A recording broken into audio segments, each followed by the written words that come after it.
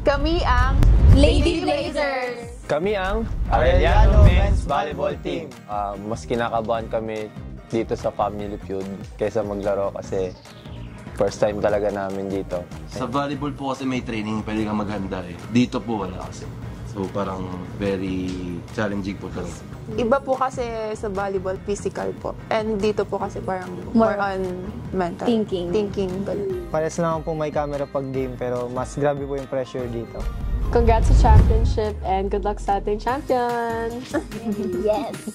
Banda kayo, kung puro kalokohan kami panalo dito. Good luck sa atin.